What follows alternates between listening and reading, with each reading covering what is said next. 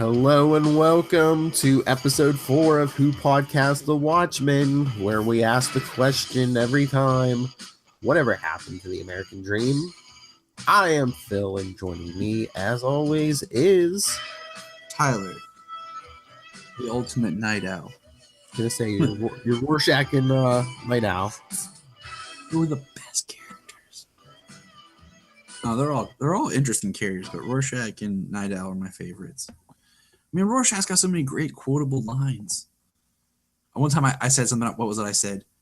To my mom heard me. And she's like, "Are you okay?" Because I said, "No compromise, not even in the face of Armageddon." She's like, "Are you okay? What's going on?" I'm like, "Just watching a movie, Mom." Give me back my face. Give me back my face. Alrighty. So now we're on Minutemen, Chapter 4, Number 4. War Stories. Very interesting, that cover, you know? Oh, yeah. So... Drunk moth in the streets. That should have been his name, the Drunk Moth. Seems like he came close. But once again, we kind of start in 1962. Yep, with Hollis talking to Byron. Yep. So we know Byron makes it at least till 62. And then it cuts back to 46. Yep. They're really bounding ahead in the... Yeah, I mean, we got like 2 or 3 years of the 40s last issue? Yeah. And then this is the big one where, you know, we have I keep wanting to say Killer Moth, but I know that's not it. And Hollis together, and then they're talking, hear some things over the radio. It's been 6 weeks since basically Silk Spectre came out as, or not Silk Spectre, God, Silhouette as a lesbian. No, it's hard. It's a kind of close. Starts with an S. Because then in the next, what I think is interesting is in the next page, you have him at her grave, and then you have like the panels of them at the grave in the normal colorization. Mm-hmm. Then you have the flashback panel of their murder, which the scene is seen in Watchmen film, in the red. But then his 2 flashback panels are in the same color, like where he talks about he went to visit her the next day and had flowers and showed up and found her holding hands, only to learn that her doctor was actually her lover. And I just find it interesting the colorization is the same. Because then, and I like how we didn't mention this, but for the most part, they keep the 9-panel grid, mm-hmm. like the Watchmen book does. I mean, every now and then they'll shift it a little bit, but I like the large panel, 9-panel grid that they give us. You know, and Hollis has a good heart, and we learn that. So it cuts back now to it's a flashback of Hollis's Night Owl with Silhouette, and she's giving him some information about a case. She wants him to use his police resources for. Well, first they're talking about Silhouette got kicked out of the Minutemen because I guess they have like a morals clause, and the vote was like 4-2 to toss her out. Yep. Once they found out she was a lesbian, and you know. Hollis is like, Justice and Metropolis are just hypocrites, you know. Yeah, and I think it's just because she revealed herself, wasn't it? Well, because the public found out. That's the thing, yeah. And you know, here's the sad part is we have her calling Hollis, telling to meet her in Boston that she found some stuff she wants to get together, and it's the same night that she's murdered. Well, she says she has the evidence about this ring of like missing children, and she needs his help, like his police contacts, and she's like, help me find them. And he promises, and then it's him standing over her grave, thinking about how he promised to help find these children. And I think this is interesting because the next page is the first panel is Hollis walking away, and it's Sally Jupiter, Silk Spectre. There we go. coming to her grave and basically apologizing for what she did with the vote. And she basically says, she goes, I didn't like you because you were a better person than me. Yeah. And you made me realize that, you know? And then the last panel says, let me tell you about the liquidator. And then the next panel is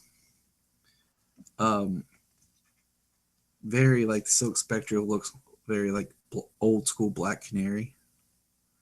Yeah. And she's like gearing up with knives, brass knuckles. And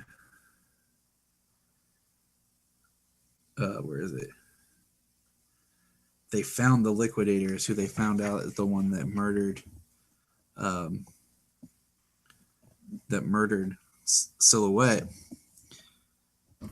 Well, yeah, because they basically show that Hooded Justice and Metropolis. Yeah, they find them, but Silk Spectre found them first, and I'm assuming she killed him because they just show like a bloody hand hanging out of a bathtub. But they show her knife covered in blood and brass knuckles, and she just sitting there smoking a cigarette in the back. And she says, "Clean up this mess. It's all you're good for." And oh yeah, I quit. So she quit the Minutemen. Oh yeah, because now she's like, we shouldn't have turned our backs on her, especially you two. And she's like, you two should be doubly ashamed because, you threw out for the same things you are. So guess what? I quit. And then it cuts back to the modern time, and it's her finishing up at the grave, and Eddie shows up, aka the comedian. Yep. And this is where I think is important, because this sets up a big plot point of the Watchmen universe. And it's where he just starts talking to her. Mm-hmm. And then we get a picture of Byron basically drunk. Yeah. But what we get is we see the comedian in Vietnam, and he's telling her about the story of what he went through and what he had to do. And wait, is this Vietnam? Yeah. Right? No. Is it World War II? Or is it Korea? Dang it. I don't know history. So we're in 1962. So we're not even at Nam yet. Never mind. I'm stupid. This is Korea. Yeah, I'm thinking it's Korea. Yeah, because it's 58, 62. Just now. Yeah. Don't judge us on our history skills, people. Which makes it even more interesting that it's,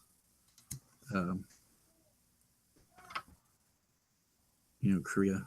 Because, I mean, even though, Eddie's still Eddie, I mean, he's still kind of like an innocent to war. I think by the time he does get to Vietnam, he's just like, yeah, kill it. Let's kill them all, God and country. Yep. Exactly.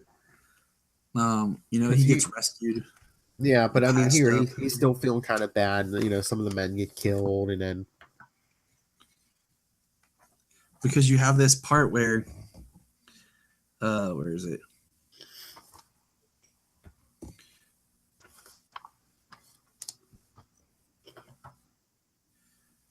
Well, he gets injured, and then he gets saved by this local woman, and I guess her kid. Yep. And then he basically nurse him back to health. He goes back to camp, and then the commanding officer basically has the hills where they lived bombed. So yeah, and he talks about how he was too late, and I mean the panels you see her and her kid coming out, and they're just on fire, half of them melted. And then you see the commanding officer shoots her, or no, yeah. And then, where is it? This is a war, laughing boy. And in war, the only real joke is that fair gets blank like a prostitute during Fleet Week. Yep. I won't say those on the air. And then, I don't know if we emphasize that enough. All these issues are rated M for mature, so don't be giving them to your young kids. Yeah. It's if it's Watchmen, it's not child properties. Okay. No. Even though they might make figures and stuff, yeah, they're not for kids. And then it cuts back. to him talking to Sally. And that really just shows a different side of Eddie before we get, because I mean, that's kind of the Eddie we didn't get to know and anything. I mean, we saw the young tried to rape Silk Spectre Eddie, and then we see the comedian dead, and then his Watchmen stuff. We never got to see that era Eddie. Well, yeah, it's stuff like this, I think, that hardened him. The Minutemen turning their backs on him, and all the stuff with war. And he basically is just like, nobody cares, and life isn't fair, life is rough. So yeah, close yourself off. And then we have Night Owl goes to Silhouette's place and cleans it basically and gets information from her. And it basically gets rid of, he was trying to get rid of any incriminating evidence of her secret identity.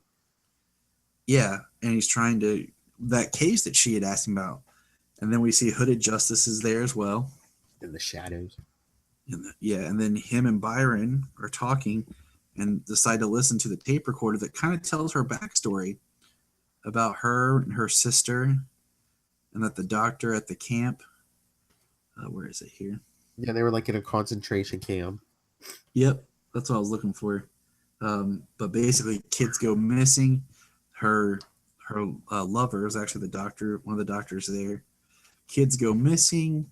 One day, her sister goes missing, and she busts in with a gun, or she comes in and just takes out the guard, steals their gun, finds this sadistic hooded man hurting the children, and she fights him, and the doctor comes in and fight, and that's when they kind of make their bond that the two of them would be together forever, and they're going to escape. Well, yeah, see, that's the thing. Like when Hollis gets back, he finds Byron all drunk in the alley, and then they go and listen to the tape, and Brian sobers up pretty quick after listening to this, because the doctor's like, she was working in the camp trying to help people, but she wasn't asking too many questions until Silhouette her sister disappears, and here's the quote. That's when she starts shooting guards, and that's when the doctor jumps in to help her, and that's when they form their lifelong bond. Two pathetic women with no one but each other. Yes. Running from something they'll never escape. And then the next panel is the tape flipping, and the Hollis and Byron just kind of like, oh my gosh, what did we just listen to? And then we have some quotes from a children's book over top of some images. And we have a boy in a cage, and then we see Hooded Justice wake up. Screaming like no in German. He's like, no. And then it alludes to the fact that Captain Metropolis was in the adjoining room or something. Yes. So, that's where that ends. And every time I read some of this, I want to go watch the Watchmen movie. Yes.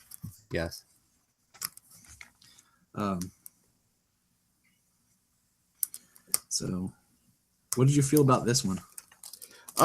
It was interesting. We got a lot of backstory. I mean, with Silhouette, who we really didn't get to hit on much in the movie, and we got a lot more story about the comedian. Kind of explains, where he was at in the beginning of the movie. Yeah, lots of backstory on some of these characters, and especially the world. Like the alternate history of World War II and everything in this universe, and. Oh, it was. I liked the Silk Spectre story, and where this goes is very interesting. And we'll just leave it at that. But and then we're still waiting on the next issue, because I guess they're releasing Doomsday Clock like every other month now. But in the last issue, what was that, 2 or 3? Was it 3? They showed the comedian's alive, that Dr. Manhattan saved him. Yes. Basically threw I feel like I'm gonna read universe. What? I feel like with Doomsday Clock, I'm gonna get the new issue, read it, and then what the heck happened? And then go back and read all the other issues. Then add the new issue. I feel like I'm gonna have to reread it every time, because there's a lot of subtleties, minimal stuff, and with the time gap, I miss stuff. I Yeah, forget sometimes things. depending on what book it is, sometimes like once a month, I'm like, wait, what happened? Oh yeah, okay, but 2 months. It's like who's writing this book? Kevin Smith? Wait, wasn't there supposed to be a third to the Widening Gyre? Wait, what? Bellicosity or whatever? It's Where's coming. that It's book? coming. It's coming. Dude, if I'm gonna write a book, I already have an idea. I'm gonna like knock that junk out. Well, I mean, right now Kevin Smith's. I don't know how much he's doing. Well, right now is different compared to when he. Yeah. Anyways, but yep, Phil. Tyler, Quick question for you on air. what? So this is not Watchmen related, but I'm gonna throw this out here for you as a comic book fan and something we're gonna debate on Krypton Report. But I thought I'd get your 2 cents. Okay. I was thinking about this today. I was listening to some people talk and about the whole Trunks returning to the comics. Yes. And I got thinking, you know what? If they want to bring the Trunks back in the comics, okay. But I think for live action, they should let the Trunks rest and just be done with them. What do you think? Maybe, yeah. Live action. I mean, a lot of superhero costumes. It's hard to translate to actual live action. A lot of stuff looks better on the page. Yeah, the Trunks. Just thinking about the 2 Superman live action costumes that we've gotten. Well, 3 costumes technically, if you look at Man of Steel being 1, and then BVS / Justice League being 2, and then you got Superman on Supergirl, all trunkless. I think they've worked out well.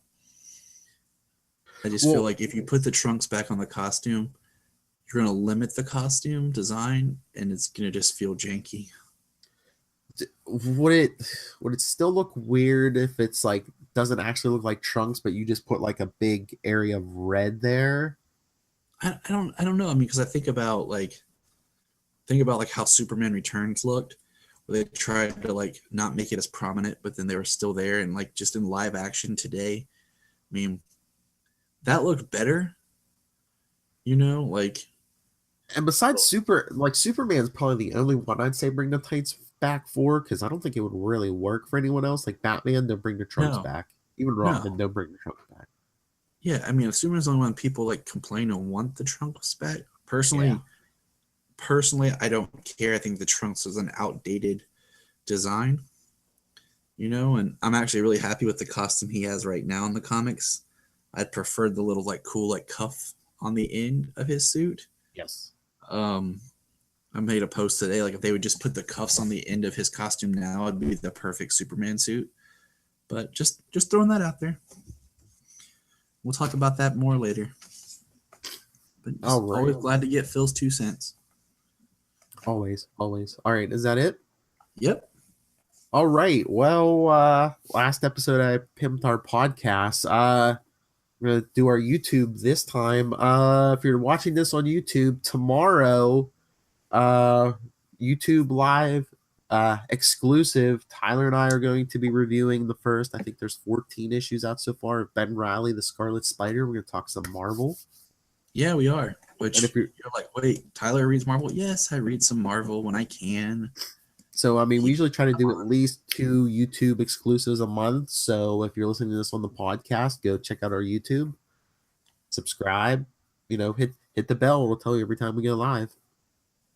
Yeah. And Ding. Live. And if you want to follow us, capes and lunatics at gmail.com. Send us your thoughts on any of the Watchmen stuff, especially the Minutemen, as we if you wind don't this up. Only 2 more issues left of that one. If you don't watch us do the Watchmen, Phil or I, one of us is going to dress up as Dr. Manhattan. Or not dress as Dr. Manhattan. Someone's getting blue. Anyway, at Capes Lunatics and at CL Sidekicks on Twitter. Oh, jeez. Phil can only put up with me for so long. But, Mr. Blue, where can people find you on social media? You can find me. I host the Krypton Report podcast, like the shirt I'm wearing right now, from tpublic.com. Right, go to TeePublic, Krypton Report shirts, Capes and Lunatic shirts. and support your podcast, and they're cool shirts. You can find me anything Krypton Report or anything at JTY Patrick. Krypton Report, as you can tell, we talk Superman, Supergirl, all things. We started with a Supergirl show, and then we're like, oh, now we're about to do Supergirl, Krypton, then Metropolis. It's gonna be a busy time, and then all the other stuff that we ended up doing. So it's a fun time. All right, Tyler, take us out. Just remember, whatever happened to the American dream, you're looking at it. It came true. It's me shooting somebody with the gas grenade.